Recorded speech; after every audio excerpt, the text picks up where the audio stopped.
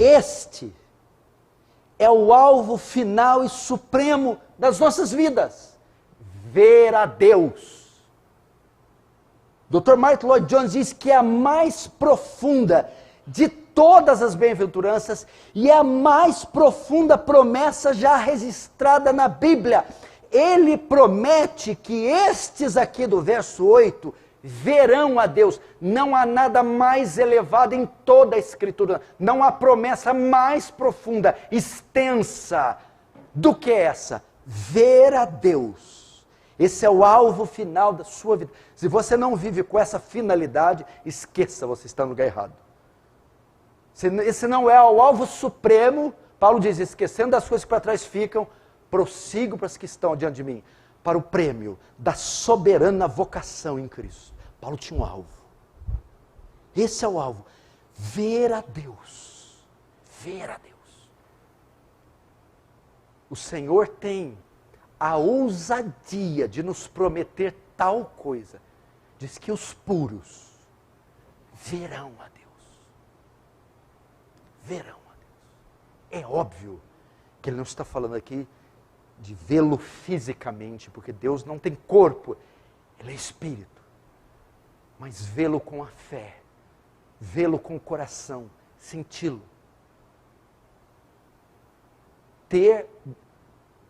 Ver a sua glória numa medida suportável. Se esse não for o seu grande anseio, porque ele é uma das outras bem-aventuranças, é bem-aventurado os que têm fome e sede de justiça. Fala de outra característica que está ligada ao apetite, o anseio, o anelo. Todo mundo é dotado de apetite, todo mundo tem anseio, tem desejo, todo mundo tem uma volúpia por algo. Todo mundo tem fome, inclinação, anelo, anseio. Todo mundo tem. Uns por dinheiro, outros por sexo, outros por poder, outros por comida. Todo mundo tem. O crente tem também. Mas é por Deus. Tem anelo, anseio, fome. É uma voracidade por Deus. Quem aqui é crente e não deseja ver Deus? Não deseja ver Deus, não pode ser crente. É um jogador de futebol não desejar jogar uma Copa do Mundo. Ele não é um jogador. Porque o maior anseio, o zênite da fama, o ápice para o jogador, é uma final de Copa do Mundo.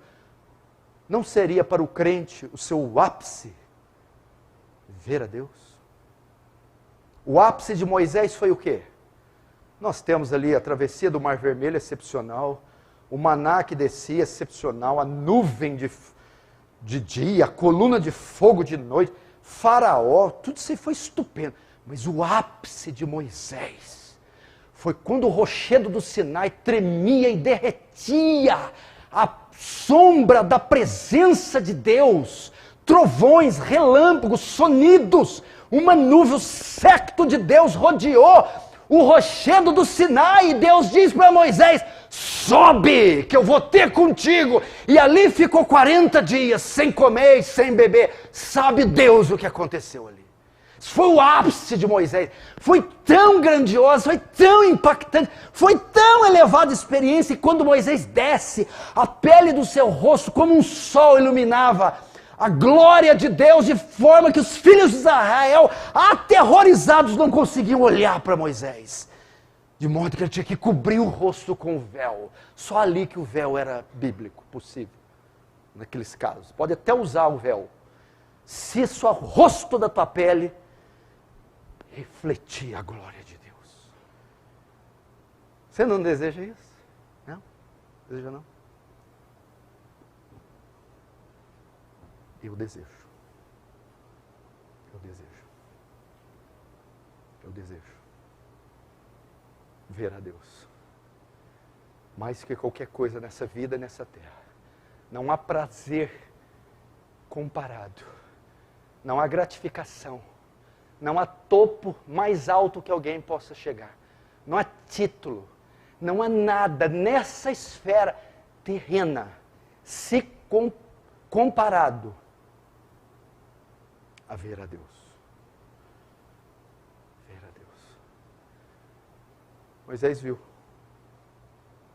Ele ficou 960 horas na presença de Deus. A Bíblia diz que não levou colchão, cama, barraca, água nem comida. Foi sustentado pelo pão e pela água da vida. 40 dias.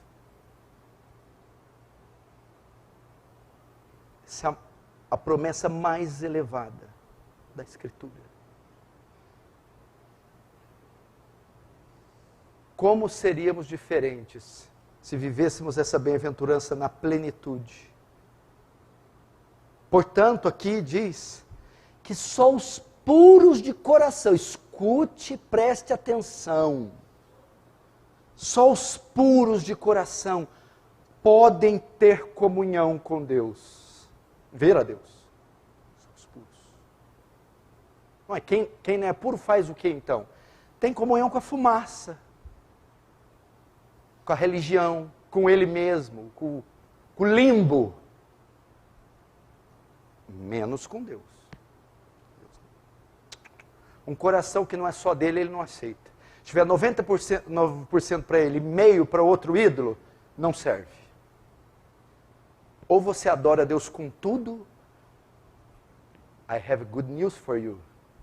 Ou você não adora com nada. Nada. Por que Deus acabou com a raça de Israel, todo o Antigo Testamento?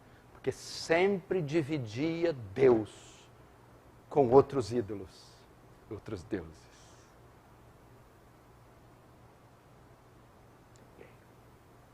Interessante no filme de Moisés, esse filme eu recomendo, de 1956, Charlton Heston, um clássico. Duas mulheres disputam Moisés. Uma que ele conheceu no Egito, e Zípora, sua mulher verdadeira. O filme trata que ele tinha dois amores. Mas quando esse homem atravessa o deserto, chega em Midian, é recebido por Jetro, e contempla de longe uma sarça que ardia, queimava, mas não se desintegrava, não se consumia. Começou a jornada de Moisés rumo a Deus. Começou a caça de Moisés. Moisés se afeiçoou, se apaixonou, se entregou por Deus de tamanha forma. Que é interessante que no filme elas se encontram. E uma fala assim: eu perdi Moisés quando ele foi procurar o Deus dele. E a outra responde: e eu perdi quando ele encontrou. Eu perdi quando ele foi procurar o Deus dele. E a outra diz: e eu perdi quando ele o achou.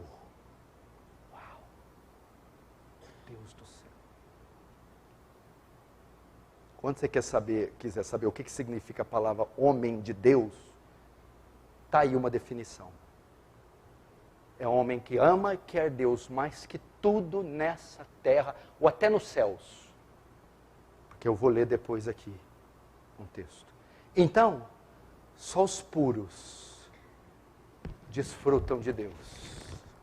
Só os puros conhecem a Deus, tocam em Deus, apalpam em Deus. Só os puros sabem sequer o que eu estou falando. Sabem? Só os puros vão entender a minha linguagem, que soará escandalosa para quem não é puro, ridícula, radical. Para os puros não. Só os puros, Tiago 4,8 diz: chegai-vos a Deus, e Ele se achegará a vós. Mas Tiago põe uma cláusula aqui: porém, purificai as mãos, pecadores, e vós de duplo ânimo, vós de lealdade competindo, vós de anseios contrários, limpai o vosso coração antes de se achegarem. Salmo 24, 3, 4. Quem subirá ao monte do Senhor? A presença. Quem verá Deus? Aquele que é limpo de mãos e puro de coração. Só esse sobe naquele monte. Só esse se achega a Deus. 2 Timóteo 2:22. Foge também das paixões da mocidade, Timóteo. Segue a justiça, segue a fé, segue o amor e a paz com os que, com um coração puro, invocam ao Senhor. Jeremias 29:13, o clássico. E buscar-me-eis, Deus dizendo, e me achareis somente quando me buscardes com todo o vosso coração. O que é todo o vosso coração? Com o coração puro, com interesse de coração. Por isso que nós buscamos a torta direito. Por isso que nós buscamos a vida em buscar. Nós não podemos ser acusados de não buscar. Nosso problema não é buscar. Nosso problema é achar. E ele está sendo claro, enfático. Buscar-me-eis e somente me achareis. Quando me buscardes de todo o vosso coração. Quando sem mistura, sem mancha, sem lealdade, sem sensualidade, sem ídolos, sem paixões, sem nada, como uma criança pura, ingênua, desprovida de tudo, buscar-me.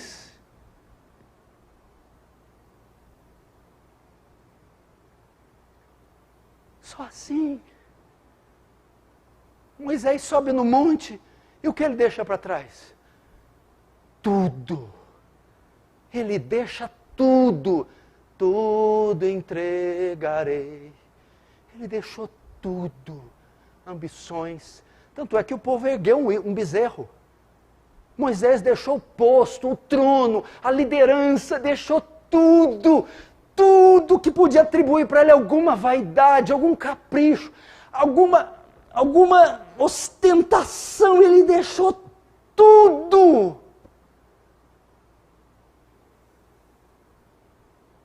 Eu só quero Deus.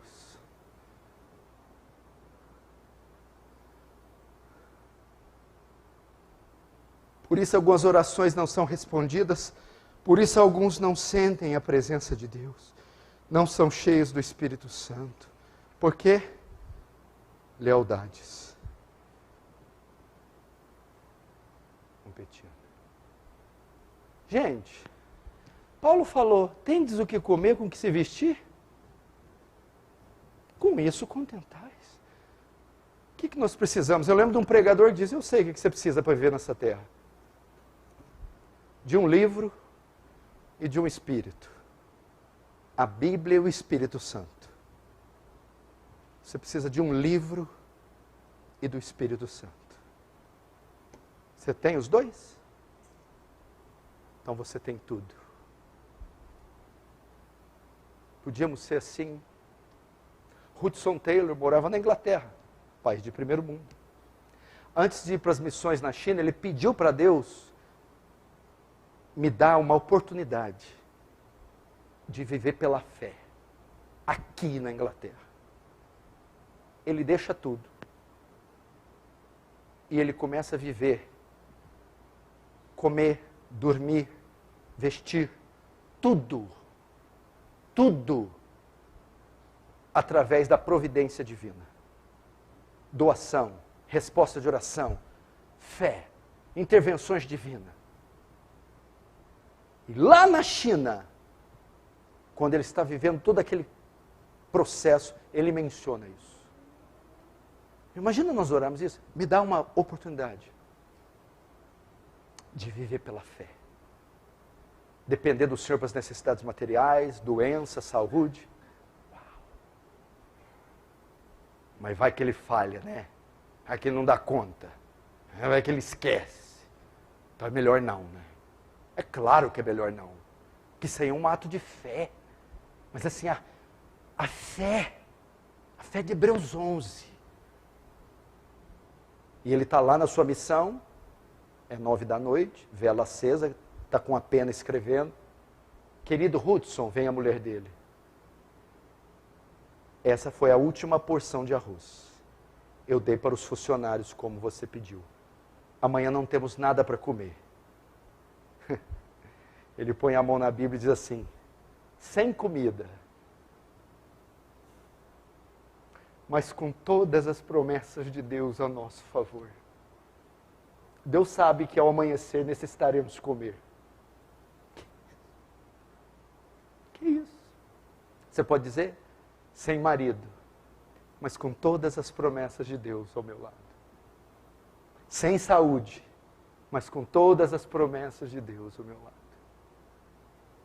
Sem dinheiro, sem, sei lá, mas com Deus e todas as promessas do meu lado. Ele riu, ele ignorou o relatório da esposa.